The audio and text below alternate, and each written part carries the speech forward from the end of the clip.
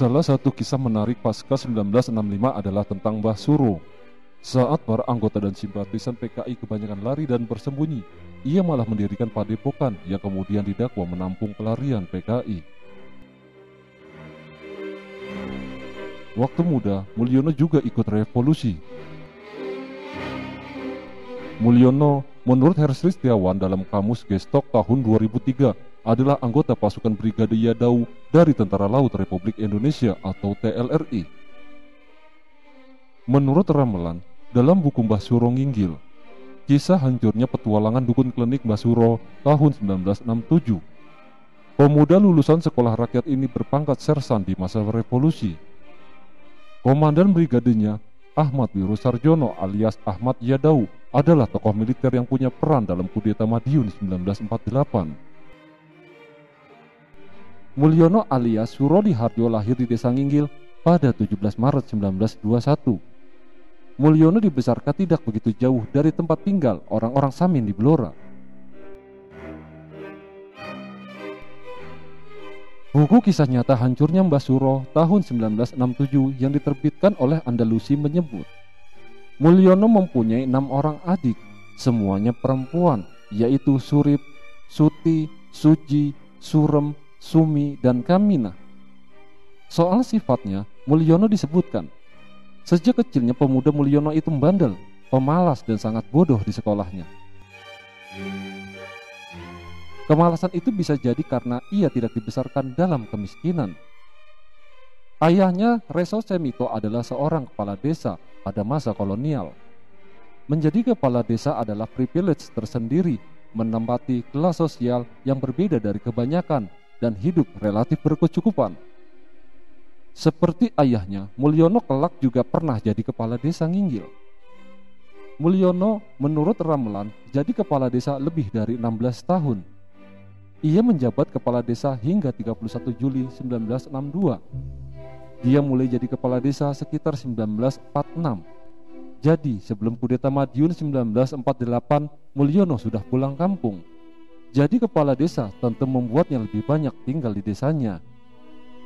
Posisinya sebagai kepala desa membuatnya jadi orang terpandang. Banyak perempuan rela diperistri. Setidaknya menurut buku terbitan Andalusi, perempuan-perempuan bernama Sumini, Monatun, Samijah, Rukmini, dan Suwarni pernah jadi istrinya. Ketika masih jadi kepala desa, Mulyono sudah merintis diri jadi dukun. Mulyono memulainya sejak 1952, tetapi baru tahun 1959 dia sepenuhnya mulai mendapat pengakuan sebagai ahli kebatinan, guru juga orang sakti. Mulyono dibebaskan dari tugasnya sebagai lurah atau kepala desa karena sesuatu urusan. Kata orang ia terlibat dalam suatu penyerobotan tanah-tanah milik jawatan kehutanan. Setelah lengser pada 1962, dia sepenuhnya dukun dan panggilannya adalah Mbah Suro. Pergantian nama menjadi Mbah Suro diikuti dengan penampilannya memelihara kumis tebal dan rambut panjang. Selain kegiatan kliniknya, dia juga dianggap menyebarkan ajaran Jawa Diva. Sebagai dukun, dia memberi banyak jambi-jambi dan jimat. Jimatnya dipercaya membuat orang-orang jadi kebal senjata tajam dan juga senjata api. Pasca 1965, Desa Nginggil mendadak ramai. Banyak orang berkunjung, jumlahnya hampir ribuan.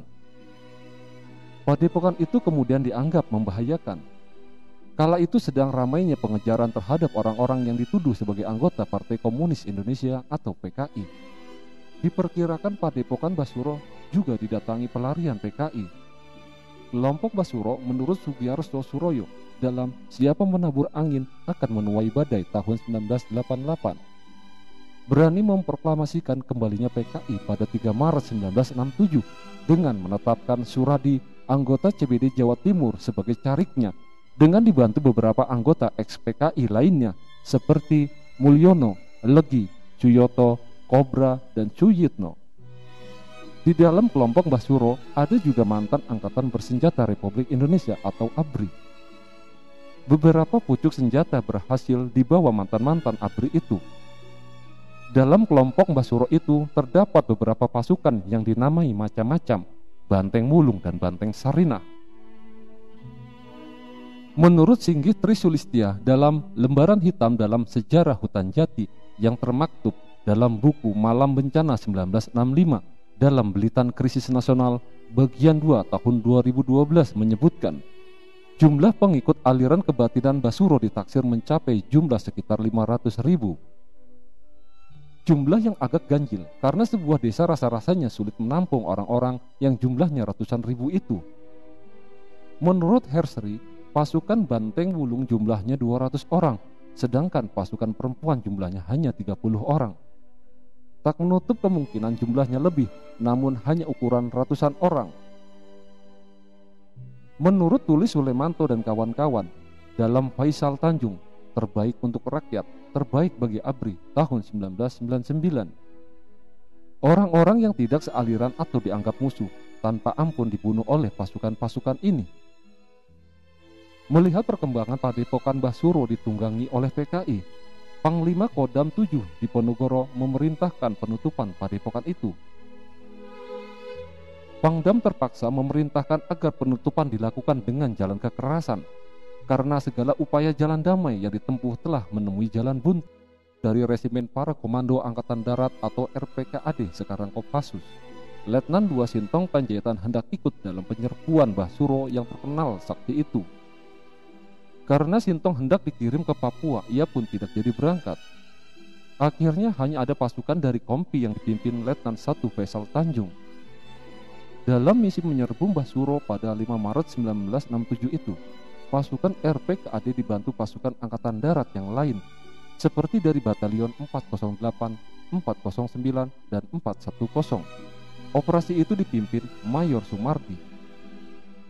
Setelah mengamati kekuatan lawan dalam waktu relatif singkat, Faisal memerintahkan anak buahnya melakukan serbuan mendadak langsung ke sasaran.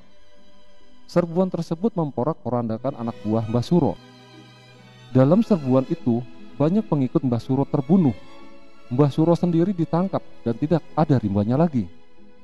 Mbah Suro ditembak ketika hendak kabur di tepi Bengawan Solo. Dalam operasi militer ini, RPKAD menurut Ramelan kehilangan 3 prajurit, yakni Sersan 2 Soekarno, Kopral 1 Herdi, dan Kopral 1 Darmanto, sementara Kopral 1 Biman dan prajurit Suwito luka berat. Pasukan RPKAD meninggalkan Nginggil pada 17.45 sore. Dari 80 anggota Banteng Wulung yang terbunuh, hanya 4 orang saja yang betul-betul asli desa Nginggil. Itulah sekelumit kisah dukun sakti PKI yang kebal terhadap peluru, tapi akhirnya tewas ditembus peluru aparat. Semoga informasi ini bermanfaat untuk kita semua. Terima kasih sudah menonton.